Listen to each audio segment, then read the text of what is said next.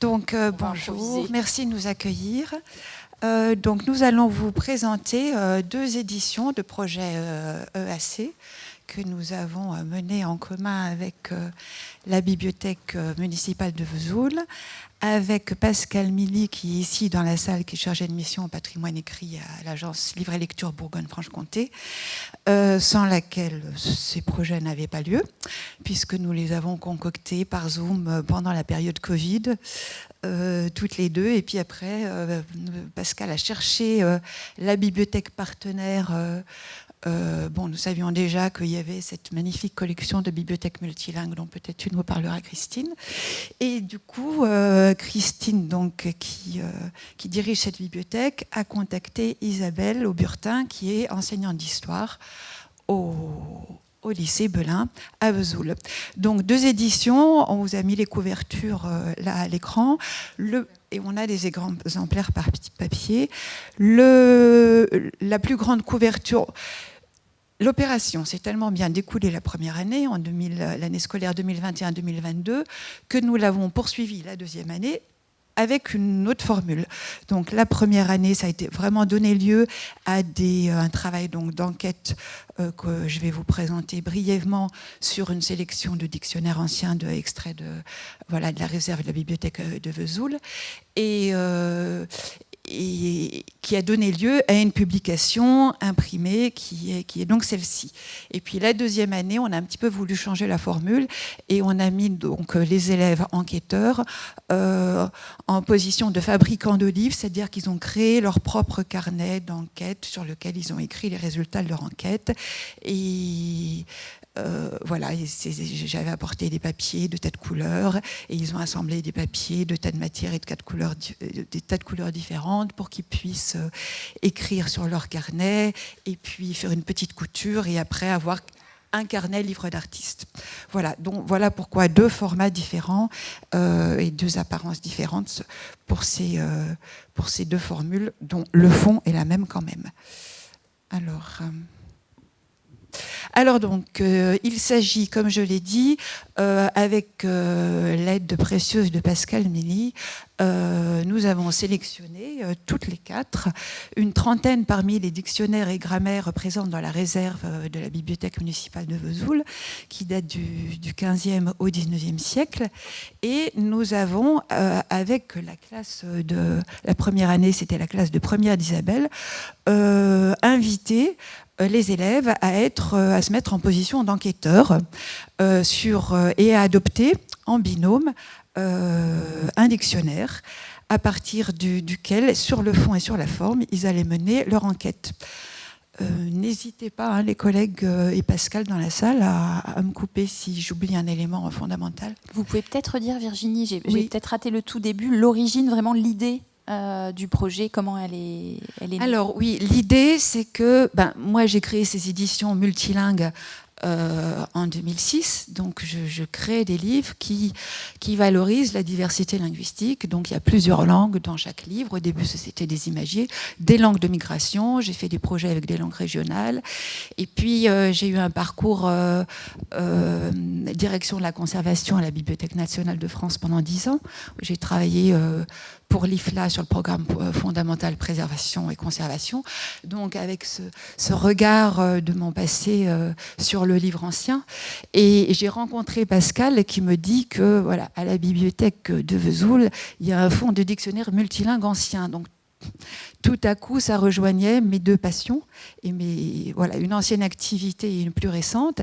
Et on s'est dit, mais il y a vraiment quelque chose à faire parce que éditer en plusieurs langues, ça pose des questions. Graphiques, toutes sortes de questions, éthiques, linguistiques, pas seulement, mais toutes sortes de questions que finalement sont des questions qu'une petite éditrice comme moi se pose et que se sont posées avant elle les auteurs de ces dictionnaires qui sont souvent des évangélistes qui vont donc porter la bonne parole sur tous les coins de la planète, et qui vont créer des outils, des dictionnaires, lors de leur mission, qui au départ c'est des missions évangélistes, après ça devient presque des missions ethnographiques, et qui vont donc constituer des ouvrages en se posant les mêmes questions que j'ai dû me poser. Comment, quel moyen typographique, comment on va agencer ces langues dans la page, etc. Donc il y avait là une proximité des intérêts qui a fait qu'on s'est concerté pour savoir comment mettre en avant, moi, mon métier d'éditrice, en valorisant ces collections auprès d'étudiants pour lesquels c'est trop programme, l'histoire des techniques, et on a décidé de mettre en avant l'histoire du livre. Je résume. Donc la première étape, ça a été de rencontrer la bibliothèque. Oui. Effectivement, Pascal la connaissait bien, a déjà travaillé sur le fond. Oui, avec Pascal, on avait déjà travaillé souvent ensemble.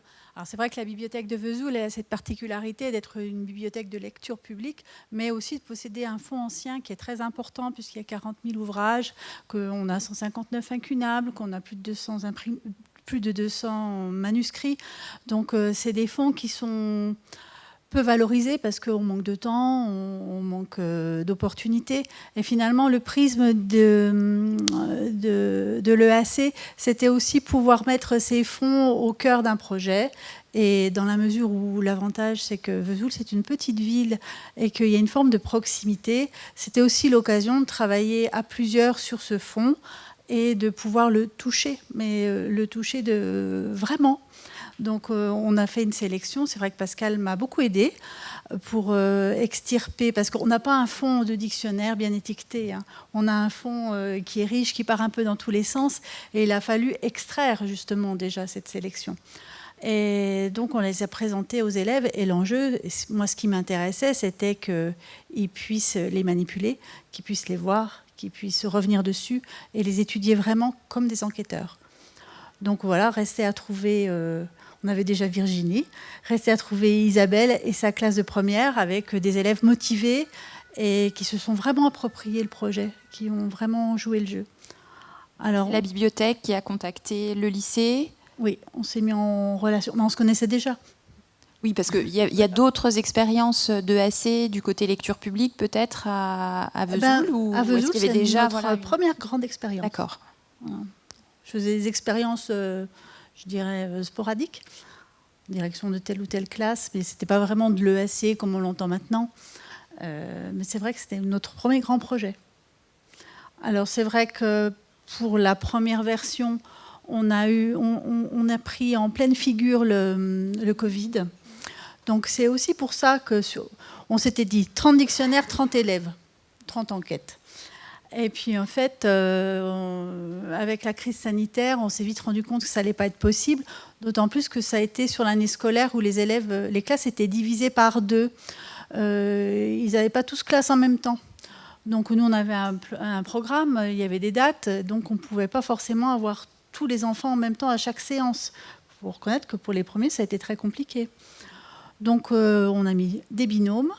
On a traité la moitié des dictionnaires, ce qui nous a donné l'opportunité de reconduire l'opération l'année suivante, en modifiant un petit peu les radars, puisqu'on ne voulait pas refaire exactement la même chose. Ça n'avait pas beaucoup d'intérêt de refaire exactement pareil. Mais on avait la matière. Et on a pu faire quelque chose de différent. Et c'est vrai que ça a été riche d'enseignement et ça a été riche humainement aussi. Vraiment, j'en ai retiré beaucoup, beaucoup de satisfaction. Alors avant peut-être que vous présentiez concrètement ce que les jeunes ont fait, Isabelle, vous pouvez peut-être nous dire comment vous avez intégré ce travail avec vos élèves, comment vous avez fait passer à vos partenaires les besoins que vous avez en tant qu'enseignante, comment vous intégrez ça au programme et aux attendus de l'éducation nationale ? En fait, pour moi, c'était relativement facile parce que j'ai quand même une habitude maintenant de l'enseignement depuis plus de 30 ans et je me suis quand même rendu compte que tout en respectant les programmes, on pouvait quand même les triturer vraiment comme on l'entendait. Et moi, j'ai profité de cette opportunité pour justement, ce qui me plaît, c'est le local et le concret. Donc le projet qui m'était apporté par Christine et par Virginie et par Pascal me convenait parfaitement. J'enseigne également la DNL en allemand dans une classe européenne. Donc la discipline non linguistique, c'est voilà, en allemand dans une classe européenne. Donc moi, j'y trouvais aussi mon compte. Il faut que vous sachiez qu'au départ, je ne sais pas comment font les enseignants, s'il y en a quelques-uns qui sont présents, au départ, les élèves sont nos otages. Enfin voilà, nous, on a décidé ce projet. Je ne savais absolument pas quels élèves j'aurais dans le groupe de première générale. Et puis ensuite, ils n'ont pas eu le choix. Voilà, ils sont partis avec moi et j'ai eu de la chance, ils sont partis les 33. Donc ça, c'est voilà, ça c'est ce qui explique en partie la réussite. L'année d'après, c'était une classe de terminale de la nouvelle spécialité qui s'appelle HGGSP. Histoire, géographie, géopolitique, sciences politiques, qui est donc en place depuis la réforme du bac de 2019. C'est des élèves que j'ai 6 heures par semaine, en plus du tronc commun. Donc là aussi, je vous avoue que j'ai un programme à tenir, j'ai le grand oral à préparer, mais je me suis dit, je suis sûre que ce projet il rentre dans une année scolaire. Et voilà, enfin, nous l'avons prouvé. Nous l'avons prouvé. Voilà. Est-ce que vous pouvez nous qualifier un petit peu vos élèves du point de vue social, d'autres pratiques culturelles ou pas? Est-ce que c'est une découverte totale pour eux? Est-ce qu'ils ils sont majoritairement inscrits à la bibliothèque ou pas? Ils sont très peu inscrits à la bibliothèque. C'est une toute petite ville. J'allais dire, peut-être vous pouvez parler de la... Et Christine a raison, c'est une toute petite ville de 15 000 habitants. Il faut 20 minutes à pied pour descendre, excusez-moi, parce que le lycée est un peu en hauteur à la bibliothèque. Et quand ils arrivent, la première année, en 2019, on a fait juste une visite. Il y en a un qui connaissait la bibliothèque, il y en a un qui savait qu'il y avait une salle où on pouvait travailler. Donc vraiment, le rapport au livre, c'est compliqué. Le rapport à la bibliothèque, c'est compliqué. Et alors, le rapport au livre ancien... Voilà, on partait dans la 4e dimension. Et puis pareil, mais il y a de la pratique. Il y a dans ce lycée une option danse, il y a une option théâtre. Donc il y a certains élèves qui ont cette capacité et qui en profitent, mais ils sont très peu nombreux. Et c'est souvent, vous le savez, ceux qui font tout. Et puis les autres qui ne font pas grand-chose. Donc c'était vraiment, on est d'accord, c'était vraiment un public qui a découvert le livre ancien. Voilà. Après, j'ai utilisé des moyens. Moi, j'ai pas honte de le dire. Quand on a eu le choix des différents livres et des différentes langues, voilà, j'ai pris du turc, j'ai pris de l'arabe, j'ai pris de l'italien, j'ai choisi de l'arménien parce que voilà, je savais qu'on avait ces élèves et ces langues-là dans notre lycée. Et puis je savais qu'on allait les happer, les motiver comme ceci. Donc voilà, c'est un peu comme ça que ça s'est mis en place. J'ai beaucoup de mal à théoriser parce qu'en fait, ça s'est fait à l'intuition, comme malheureusement... peu de gens de l'extérieur savent, mais comme on fait beaucoup dans les métiers de l'enseignement, quoi. Alors des fois ça marche, et puis des fois ça marche un peu moins bien. Voilà. J'espère que puis, peut-être dans le moment d'échange, les personnes qui voudront un exemple très, très concret pourront nous demander. Moi, j'avoue aussi, je dis que j'ai appris le vocabulaire du livre ancien en même temps que les élèves. Et moi, j'aime beaucoup quand ça se fait de cette façon-là, mais c'est ma façon de travailler. Je suis apprenante avec elles et eux. Voilà, donc c'est aussi le grand enseignement que j'ai retiré de ce projet. Après, je dois être tout à fait honnête sur ces 2 cohortes. J'aime pas le mot, mais c'est le mot qu'on emploie. Donc 33 une année, 35 l'autre année. Très honnêtement, moi, j'ai pas eu de retour depuis. Sauf de la part des jeunes, sauf une élève qui a intégré une prépa charte au lycée Fustel de Coulanges à Strasbourg, mais qui était déjà tombée dedans avant de nous avoir rencontrés. Par contre, elle, oui. Elle, c'est une élève à qui régulièrement j'envoie des mails. Est-ce que tu as vu telle chose aux archives? Est-ce que tu as vu telle chose à la BNF? Et puis, c'est la seule qui me répond. Voilà. Mais c'est bien, vous l'avez conforté dans son idée, parce que personnellement, en terminale, j'ai rencontré, je ne dirais pas quel service, pour me conforter dans l'idée de faire l'école des chartes, et j'ai bifurqué avant d'y revenir parce que ça ne m'a pas plu du tout. Donc voilà. Même une élève sur 33, c'est un résultat intéressant. Mais pendant les 2 années scolaires, ils étaient là. Enfin, on a pu compter sur eux jusqu'à l'exposition qui était organisée pour l'été à la bibliothèque. Ça a été très dur la 2e année parce que l'exposition, elle était inaugurée le soir du résultat du bac, le 5 juillet, et ils étaient déjà quasiment tous passés à autre chose. Donc, je rebondis sur ce que dit Madame Schneider. On a tous l'espoir, vous aussi, Madame Poulain, le fait que par les élèves, on espère que les parents vont arriver. Ben oui, on avait tous cet espoir et je ne sais pas trop où est-ce qu'il a été se nicher. Il n'y avait que quelques parents. Mais pour une première édition, peut-être c'est une conclusion que vous allez tirer, que vous aurez d'autres moyens pour les attirer. Alors peut-être avant qu'on continue, vous pouvez présenter les étapes. Vous m'aviez envoyé il me semble que c'est un projet qui est vraiment qui a des étapes, et c'est ça qui est intéressant, peut-être de présenter maintenant. Oui, je voulais préciser à propos de la question des langues, notre pari avec Pascal, parce que moi, tout mon travail, c'est de mettre en lien les langues maternelles, les langues de migration, les langues minoritaires, avec la langue française.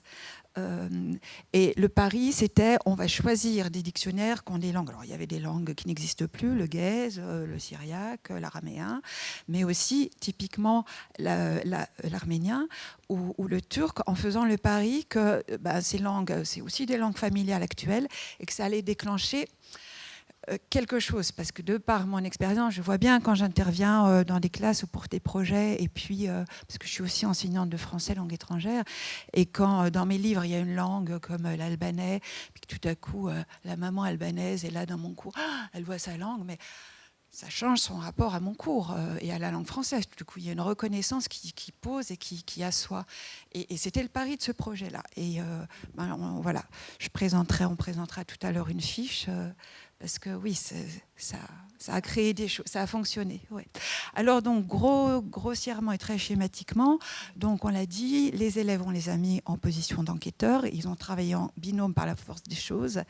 Ils ont découvert les fonds patrimoniaux avec toute une approche bibliothéconomique, un vocabulaire du livre, et ils ont enquêté sur l'histoire du dictionnaire qu'ils avaient adopté. Alors on pourrait aussi dire qu'on leur a fait choisir leur dictionnaire. Et ça, c'était un très beau moment. On avait explosé notre sélection, et puis on leur a dit, on avait préparé des petites cartes. Oui, j'aime pas, oui, je suis indifférent. Posez vos cartes, et puis après, vous posez vos cartes sur chaque dictionnaire qui vous inspire, et puis vous vous approprierez celui sur lequel vous avez envie de travailler. Et il y avait un moment d'étonnement quand même. Et il y avait des coups de cœur. Donc je me souviens très bien parce qu'on leur a demandé mais pourquoi vous avez choisi tel dictionnaire. Et puis une jeune qui a dit moi quand j'ai vu la grammaire de Champollion là, ça m'a rappelé que j'étudiais les hiéroglyphes quand j'étais petite et du coup je vais m'y remettre. Enfin on a eu comme ça des révélations, et puis donc les 2 sœurs arméniennes qui ont vu le dictionnaire français-arménien, pas français-arménien, latin-arménien, et qui se le sont appropriés ipso facto. Il y a eu des choses comme ça. Le lien se faisait entre la rencontre en ces objets, à ce stade pour eux qui les stupéfiait un peu, surtout Christine, elle a cette générosité de les laisser toucher, explorer, c'était bien le but, les observer sous toutes les coutures. Donc ils ont découvert, ils ont enquêté, ils ont travaillé sur ce que c'était que la notion.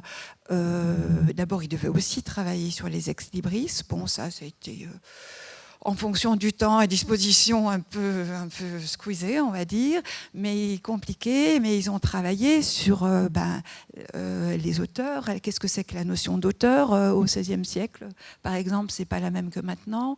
Qu'est-ce que c'est que sur l'aspect formel du livre, sur son état, sur les techniques de création du livre. Donc je me souviens que j'ai dû animer un atelier en 10 minutes sur l'histoire du livre, de l'écriture, du papier. Et de la chaîne du livre. C'était des initiations, on va dire. Ils ont donc appris à mener des recherches bibliographiques sur ces auteurs et ces imprimeurs qui étaient en même temps des libraires et en même temps des éditeurs. Donc, ils ont découvert aussi qu'est-ce que c'était que ce métier d'éditeur multilingue. Ces questions que je me pose moi quand je fais un imagier ou un livre bilingue ou un livre en 17 langues. Et puis, comment on organise la page. Donc, qu'est-ce que c'est qu'une mise en page page, comment les niveaux de lecture dans une page. Donc ils se sont initiés vaguement aussi, enfin en marathon à l'histoire des langues en Occident, on va dire. Ils ont appris à situer aussi l'année d'édition du dictionnaire qu'ils avaient adopté dans le contexte historique. Ça, c'était vraiment le travail mené avec Isabelle et qui faisait sens, c'était resituer ça dans un contexte. Et donc, ils ont chacun dû rédiger une fiche technique qui reprenait tous ces éléments de façon structurée. Et donc qui a donné lieu à cette première pochette. Et derrière, voilà, on est repassé par un gros travail de mise en page et de valorisation, de réécriture aussi, et de valorisation en tout cas de leur recherche. Et au passage, ils se sont aussi initiés à la calligraphie et à la linogravure. Et ce qui a donc donné lieu à la première grande brochure et au carnet d'artistes dans la petite brochure, pour lequel il n'y a pas une photo des carnets d'artistes, parce que, bon, pour des raisons techniques, ça ne passait pas très bien. Les carnets d'artistes sont restés chez les artistes. Ils appartiennent aux artistes. Et à chaque fois, ça a donné lieu à une exposition des dictionnaires en lien avec les travaux des élèves. Alors, par exemple... l'exemple donc d'une fiche imprimée, j'ai fait exprès de choisir le dictionnaire latin arménien puisque vous voyez une petite illustration. Alors au niveau de la linogravure, on leur a dit il y avait des dictionnaires qui avaient des gravures, d'autres pas, des couvertures plus ou moins ornementées ou pas. On leur a dit choisissez un détail de ce que vous voulez dans une lettrine, une forme de lettre qui ne serait pas une lettrine, un détail de ceci ou de cela. Et ils ont appris à graver et ça a donné lieu à des choses qu'on trouvait assez merveilleuses. Et dans l'atelier de calligraphie, ça c'est l'œuvre d'Isabelle. J'étais obligée de la faire pour des élèves qui étaient absents ce jour-là, je leur en ai beaucoup voulu. Et puis Madame Christine m'a dit c'est toi qui vas le faire. Voilà, donc j'en suis très fière, je le garde comme un trésor. Et puis on n'a plus les résultats de l'atelier de calligraphie, parce que moi j'ai un peu perdu tous mes fichiers. Mais là, vous voyez donc c'est les deux sœurs qui... C'est Récit, mais d'accord. Qui a absolument voulu écrire un poème dans sa langue, à la plume que j'avais prêtée, et qui est revenue exprès un samedi après-midi à la bibliothèque pour finir, parce qu'elle n'a pas pu écrire tout son poème dans le cadre imparti. C'était toujours un peu marathon, ces ateliers.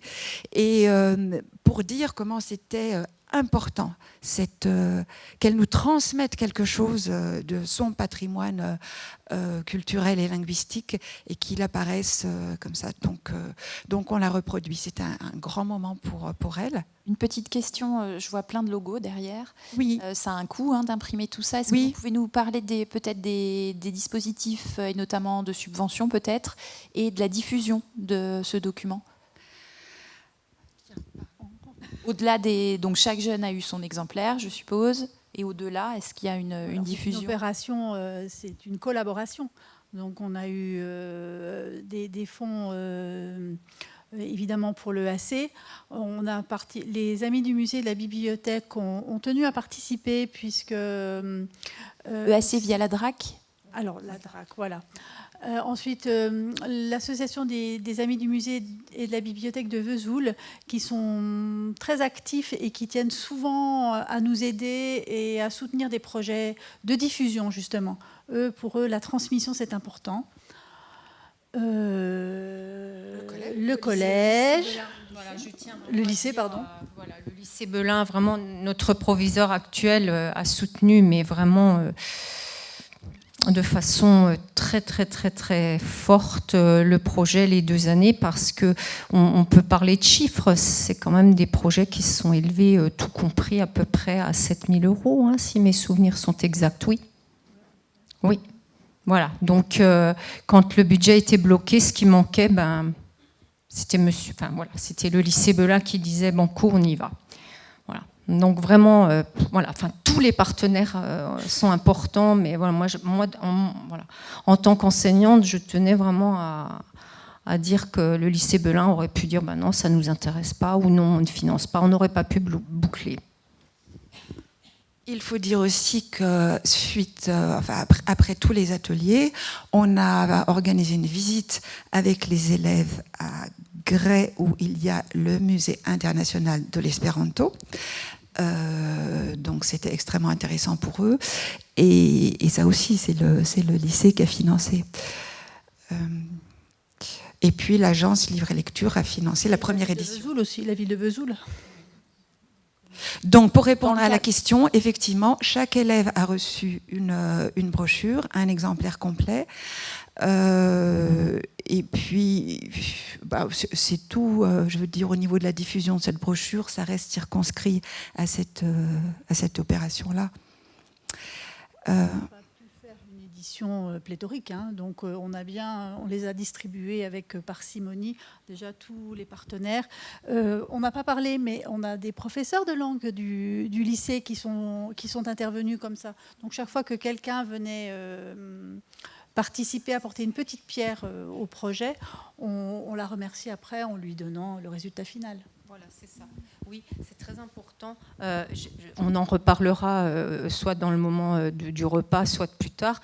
On avait nos chouchous aussi dans les dictionnaires, pas parmi nos élèves, hein, mais on a vraiment eu nos chouchous. Hein. Il y en avait vraiment certains qui nous ont vraiment tenus à cœur. Et je tenais à dire qu'il y a une élève très courageuse aussi qui a choisi un dictionnaire frison, sur la langue frisonne. Enfin, voilà. Et elle a réussi, alors avec le peu qu'on a trouvé, à faire une fiche qui tenait la route. Voilà. C'est vraiment un travail. C'est très important parce que c'est un travail. C'est pas le travail de nous quatre. C'est vraiment le travail des élèves. Moi, j'ai jamais rien rattrapé. Hein. Il y a juste un moment, là, les élèves de terminale l'an dernier, où je leur ai dit non, mais là, ça va pas. Hein. Là, on va se ridiculiser si vous continuez comme ça. Donc, ils ont compris et ils sont passés au cran au-dessus. Hein. Mais le but, c'était pas que ce soit les fiches de Madame Auburtin ou de voilà. Hein. Donc, c'est vraiment impressionnant comme ils se sont approprié, même des fois avec le dictionnaire franco-chinois, latin, celui-là aussi, il est merveilleux, mais c'est... Voilà, on va finir. Alors oui, je passe parce que le temps presse. Donc juste pour vous montrer justement 2 exemples de fiches avec le fameux dictionnaire chinois-français-latin. Et alors là, c'était double performance de l'élève, c'est-à-dire qu'elle s'est initiée à la calligraphie en gravant dans la linogravure. Et voilà, le dictionnaire français-breton. Je passe vite donc. Et puis, pour vous montrer des exemples de linogravure là sur l'édition 2002, parce que c'est quand même intéressant, on a quand même découvert, quand on voit ça, des talents que leur enseignante ignorait. Et puis, j'ai aimé aussi présenter cette couverture parce que là, on est presque sur une reliure d'avant-garde, c'est-à-dire que c'est des élèves qui ont voulu... Là, c'est vraiment la couverture de leur carnet d'artistes sur l'édition 2022. Et voilà, ils ont vraiment tenu à placer leur lino plutôt que le résultat de l'impression papier, avec exprès ces petits trombones pour un petit effet art moderne, du meilleur effet. Il y a vraiment eu une créativité qui a été encouragée et stimulée tout au long au niveau plastique. Et puis là, je vous présente donc quelques pages intérieures des carnets d'artistes des enquêteurs. Donc voilà, il y en a qui se sont fait plaisir avec des petites décorations. On voit la petite couture à deux points simples au niveau du carnet. Et voilà, j'ai mis mes petits chouchous au niveau des deux couvertures, première et quatrième de couverture. L'idée aussi, c'était en quatrième de couverture, voilà, vous êtes auteur de carnet maintenant, c'est comme un livre, une quatrième de couverture, qu'est-ce que c'est, comment ça se rédige, que ça doit faire vendre le contenu. Donc, ils ont vraiment joué le jeu dans la deuxième édition, à jouer, voilà, qu'est-ce qu'est être un éditeur, même si c'est en un exemplaire, c'est la même démarche. Et puis, eh bien voilà, c'est tout. Il y a une petite vidéo si on a le temps, mais si on n'a pas le temps, on ne la passe pas. C'est vous qui dites, d'ailleurs, je ne sais pas où. Hop. Donc, on a le temps ou... Oui. Alors, c'est juste genre, une parmi d'autres où voilà, le travail de linogravure qui est extrêmement minimaliste au niveau des moyens. Il n'y a pas de son.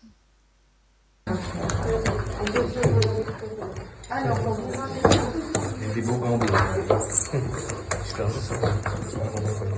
Fais attention à ce que tu touches après. Là, c'est sec. Allez, vas-y d'un coup. Normalement. Non. Il est correct. On voit un petit peu moins les détails. On voit moins les détails. Ouais, vas-y. Si vous pouvez prendre. Donc vous voyez, c'est minimaliste au niveau des techniques d'impression. Hein. Comme tu veux. Ouais, s'il n'y a pas de Partir, on doit repartir. C'est compliqué.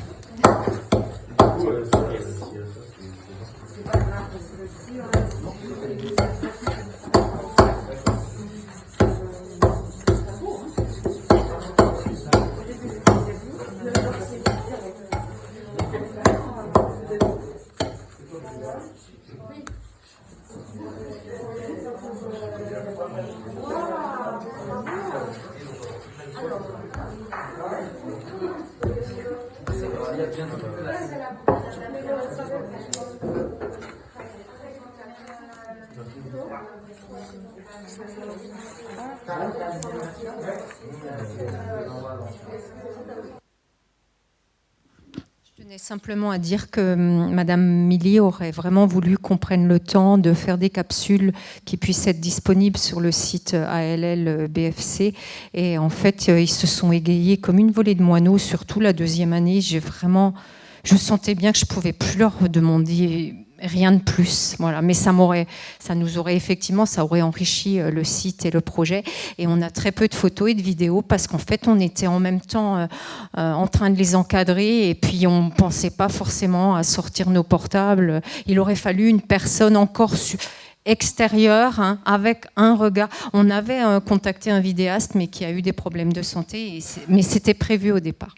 Voilà, mais vous inquiétez pas, on est aussi harcelé par la LL pour faire des capsules.